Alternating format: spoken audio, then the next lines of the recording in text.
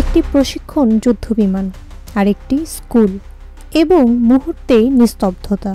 পরিণতি মৃত্যু, আগুন আর আর্তনাদ।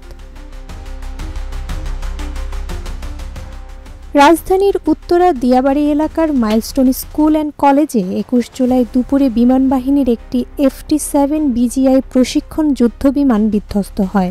সংবাদ মাধ্যমের বরাতে জানা যায়, এখন পর্যন্ত মৃত্যু হয়েছে অন্তত ২২ জনের, যাদের ১৭ জনই শিশু শিক্ষার্থী। আহত হয়েছে ১৭১ জন এবং ২৫ জনের অবস্থা আশঙ্কাজনক। বিকট বিস্ফোরণ, আগুনে জ্বলন্ত স্কুল ভবন, চারদিকে ধোঁয়া, কান্না আর পুড়ে যাওয়া ছোট ছোট শরীর। এ যেন রণক্ষেত্র নয়, এক টুকরো নরক।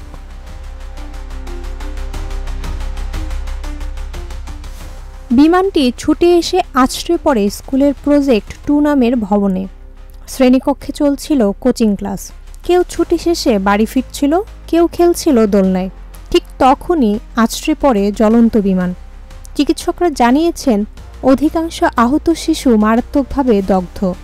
অনেক মরদেহ এমনভাবে পুড়েছে যে শনাক্ত করাও অসম্ভব। DNA পরীক্ষার মাধ্যমে পরিচয় শনাক্ত করা হবে।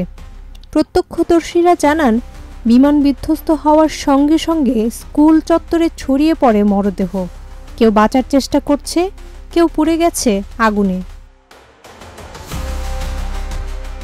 বিমানটি যান্ত্রিক ত্রুটির কারণে বিধ্বস্ত হয়েছে বলে ISPR নিশ্চিত করেছে। বৈমানিক ফ্লাইট লেফটেন্যান্ট তৌকির ইসলাম শেষ মুহূর্তে বিমানটিকে জনবহুল এলাকা থেকে দূরে নিতে চাইলেও সফল হননি এবং তিনিও নিহত হয়েছেন।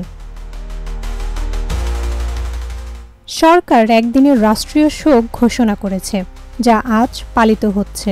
পতাকা অর্ধনমিত, গোটা দেশ শোকে স্তব্ধ। এই দুর্ঘটনা শুধু একটি শিক্ষা প্রতিষ্ঠান নয়, পুরো জাতির হৃদয় ব্যথিত করেছে। প্রত্যাশা একটাই, এই মর্মান্তিক ঘটনায় যেন পূর্ণ তদন্ত হয়, যেন আর কোনো শিক্ষা প্রতিষ্ঠানে যুদ্ধবিমান না আছড়ে পড়ে। জান্নাতুল মাওয়া অর্পিতা, প্রজন্ম ২৪।